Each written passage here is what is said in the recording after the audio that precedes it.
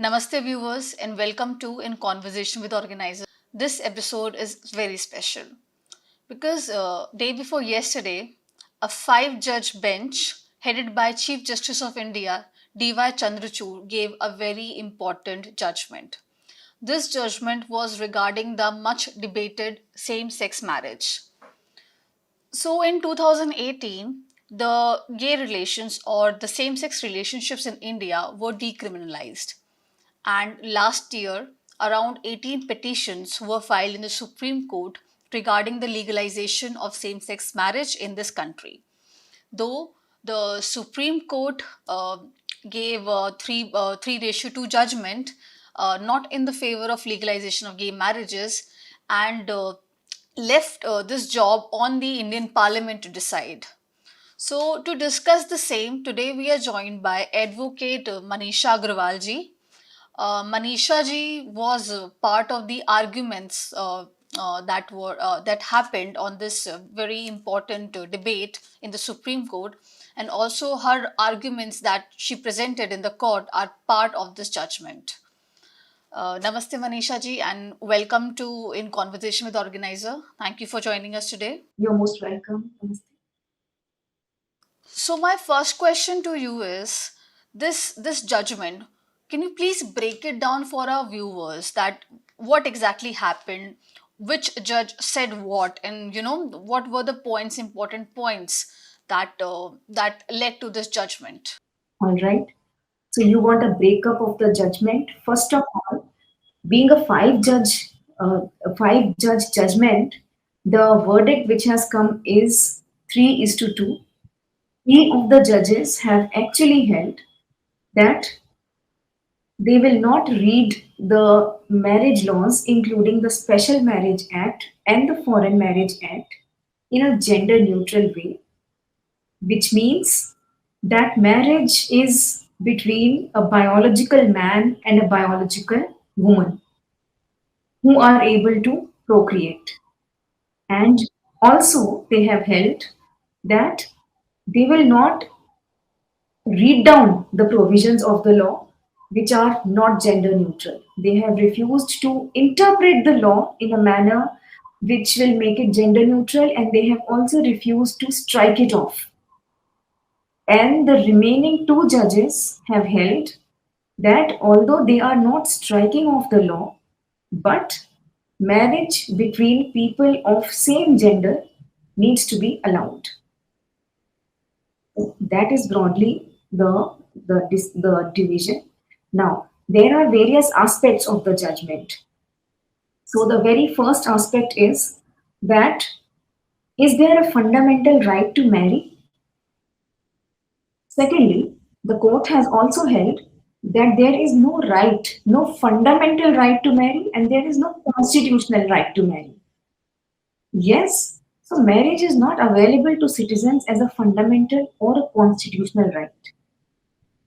However, it is a fundamental right of citizens, including people belonging to the queer community, to exercise their choice of relationship, which includes the choice of living together, the choice of forming emotional union, the choice of forming physical union, but it cannot be recognized by the court as having a status of marriage because there are twin reasonings. Number one, first reasoning is that it is the role of the parliament to recognize special status of union, and number two, it is the court cannot read down a law which will result in bringing our society back to the era where so many things were not available.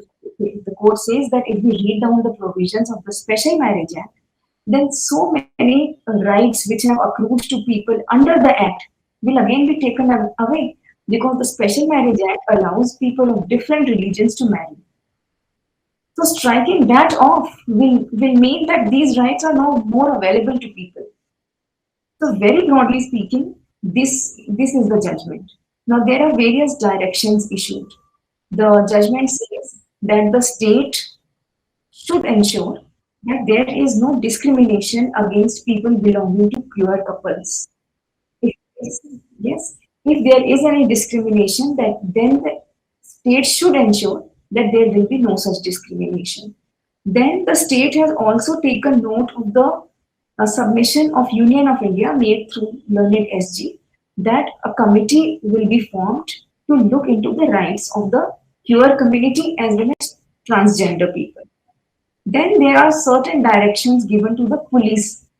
That is, for example, the police cannot force or harass people belonging to transgender community to go back to their family if they don't want to. And if there is any complaint saying that the family is harassing them, then after verifying the genuineness of the complaint, police will take action. And there are some more directions to the police. So basically the court says that people belonging to queer community, including the transgender community, have a right to exercise their choice of union, but they don't have a right to have this union recognized as marriage. If Parliament thinks it fit, then it is for the Parliament to do so.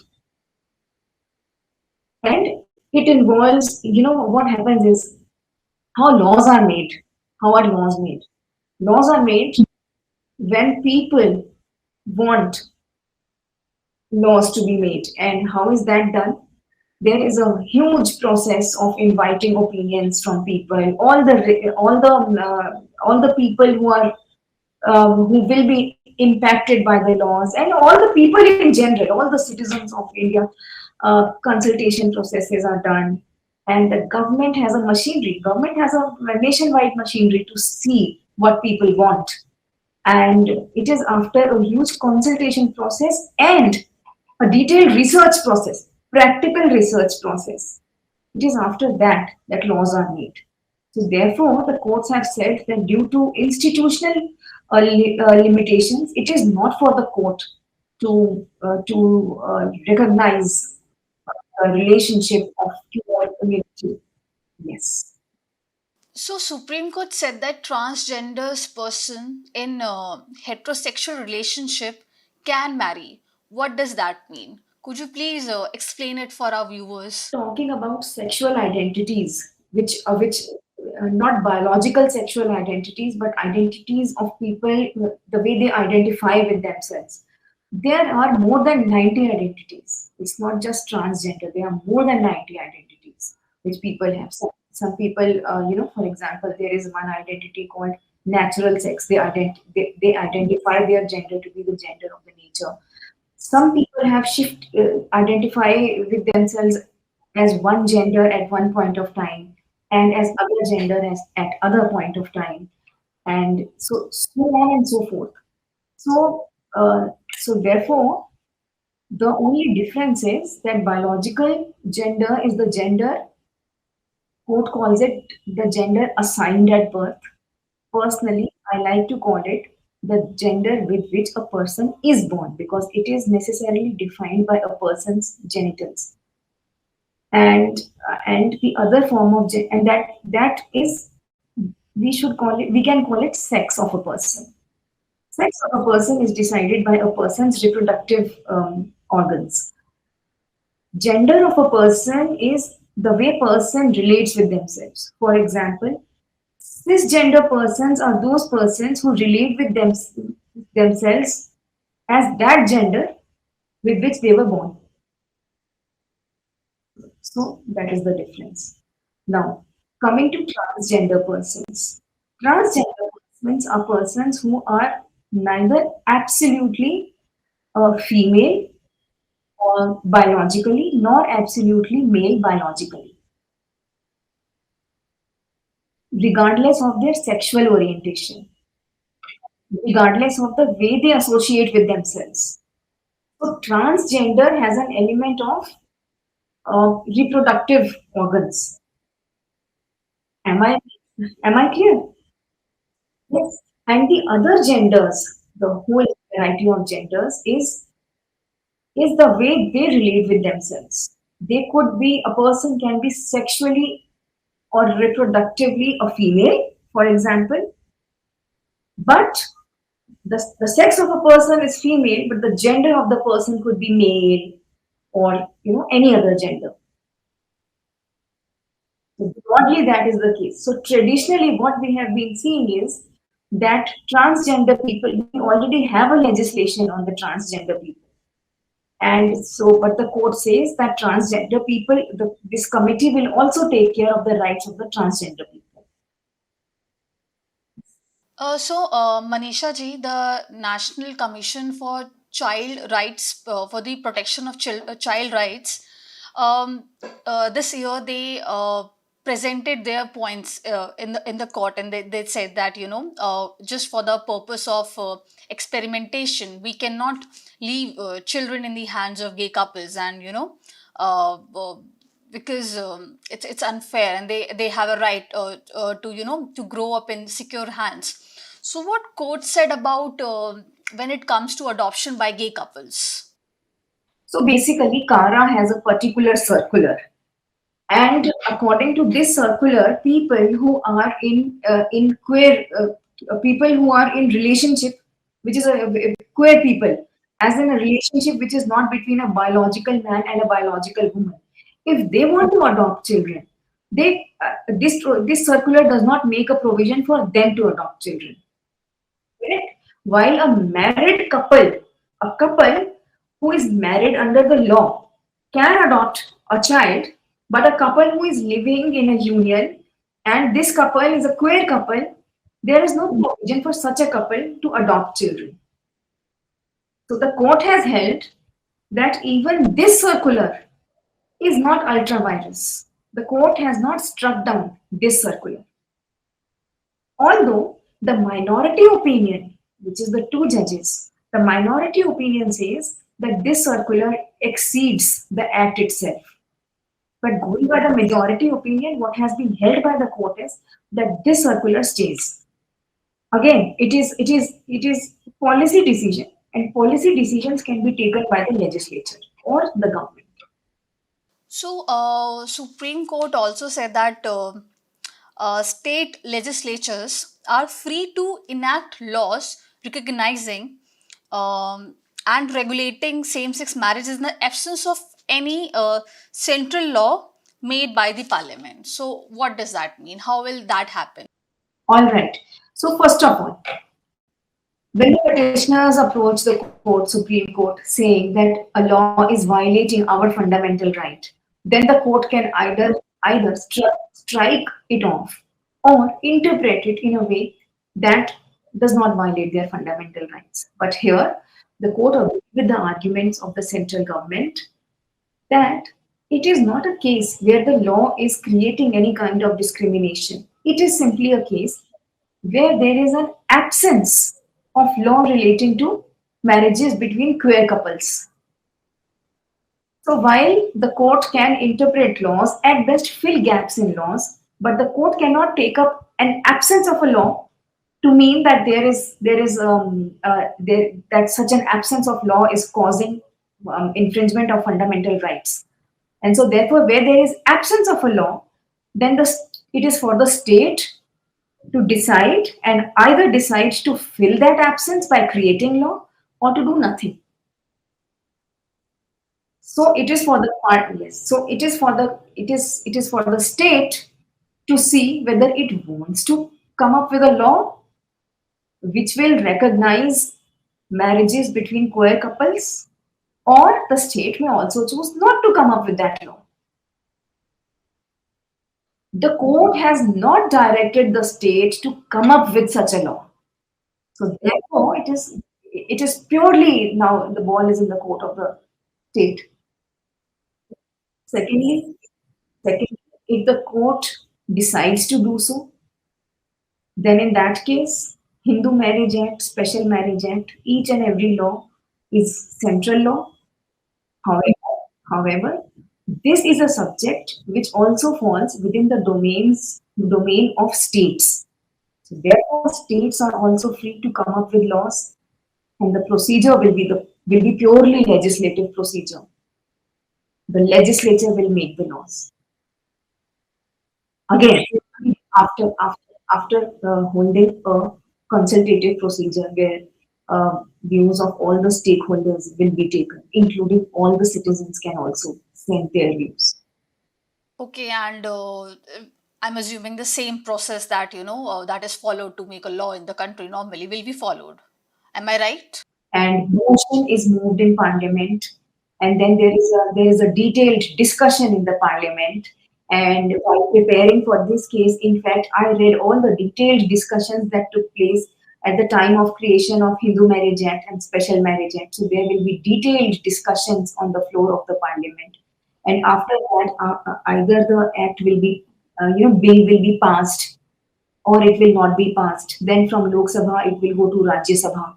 Rajya Sabha, if the same lawmaking procedure, the Rajya Sabha may either return the bill with some suggestions, or Rajya Sabha may sit over the bills. In which case, after a particular point of time, again Lok Sabha will come into action, or the Rajya Sabha can accept the bill completely. Then again, it will go to the Lok Sabha. The law-making procedure will take its own course, like it happens in all the enactment procedures. In fact, it is very interesting to know that both the Hindu Marriage Act and Special Marriage Act, when discussions were taking place and we read the parliamentary debates, which is a part of lawmaking procedure, and in both the parliamentary debates, there have been detailed discussions about who should be partners to a recognized marriage. And everybody has opined that marriage should be between a biological male and a biological female. Um, and everybody has talked about procreation. Procreation is not said to be the sole purpose of marriage, but the ability to procreate is by and large, everybody has said that there should be an ability to procreate. The bond of marriage should be such. So again, if this law has to come again in the modern light, in the light of today's society, in the light of today's scenario, there will be a discussion on what should be the requisites of this new kind of marriage, and what will be the procedure of this new kind of marriage, and then in a very detailed way, what rights and obligations will flow from this marriage. Because right now, if you see the kind of marriages we have detailed rights and obligations provided by the law. And what will be the inheritance procedure? You know, um, what will be the inheritance procedure? What about the right of property? So many other, it will be a full gamut of law which will be discussed. Yes. Manisha ji, since you talked about the Hindu Marriage Act, uh, what are the certain provisions and in the Hindu Marriage Act and what it says about same-sex marriages? So interestingly, Hindu Marriage Act does not use the word male or female, but it does use the word procreation in section 5. Let me see if I can just, yes, I just have it. I'll just read it to you. Section 5 says conditions for a Hindu marriage. A marriage may be solemnized between any two Hindus if the following conditions are fulfilled, namely, and then one of the conditions is,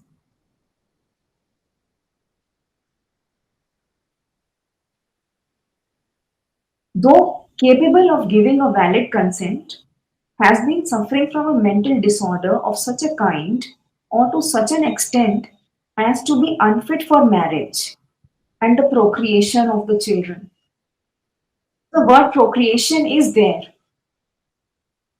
Yes, and it was there on the floor of the parliament also. So we can say also one more thing, one very important thing. Hindu Marriage Act also talks about agnates, cognates. Agnates are male relatives, cognates are female relatives. So without using the word male or female, Hindu Marriage Act is talking about genders. By genders, I mean the the sexes, the two sexes. So Manisha ji, yesterday court said a lot about queer rights and how same-sex couples should like they should be treated as normal citizens, and about how police should take care of them, and any crime against them, it should be highlighted and all of it. So what is the way forward for them, because though the decision didn't come in their favor, but court was really worried about the way gay couples or same-sex couples are treated in the country. So what is the way forward for them? Yes. So first of all, the judgment has some very welcome holdings about queer couples. The judgment says that the judgment recognizes that they do have a feeling of being left out. They may be having a feeling of being left out, and and they need to be accepted by the society. First of all, and secondly, the what the way forward for queer couples. The queer couples have a bright future, and there are some directions, specific directions given in this regard. For example, directions to the police machinery, as I was sharing with you, to ensure their safety as well as privacy and protection from violence, and protection against FIR in certain cases, and such other directions. And the state is has also stated before the court that it will constitute a committee to look into their rights and to ensure that their fundamental rights are not violated. So what the queer couples, the way forward is to just uh, approach the police in case they face any trouble or harassment. Talking about social acceptance, unfortunately, social acceptance is not a very quick phenomena. See, social acceptance is something which is to be done by the society. The state may accept them, the court may accept them, people like us who are aware may accept them, but a larger segment in society, uh, uh, for that kind of an acceptance, so we need to accept that it does take time. This is a reality that it does take time. What can be done is we can have we can have awareness campaigns, uh, which are already also taking place. That can be enlarged. So it's a superficial question. If a uniform civil code becomes a law in this country, how will it help, in the legalization of same-sex marriages in the future, if if it happens? Okay, so uniform civil code may not have a direct impact on same-sex marriages, but it may indirectly make things easier. Why and how? Because see, earlier people of same religion would marry, and for people of different religion, uh, to marry was a distant dream. Then came the Special Marriage Act, and now people from different religions marry under the Special Marriage Act, which is a secular law. The Uniform Civil Code is going to be a secular law, so indirectly, it may make things easier or simpler for those couples, for unconventional marriages. Things which are not provided in the acts belonging to certain religions may be provided in other laws. Thank you, Manisha ji, for joining us today. Thank you so much. Namaste. Of course, thanks to you too for letting me share my views. Thanks for watching.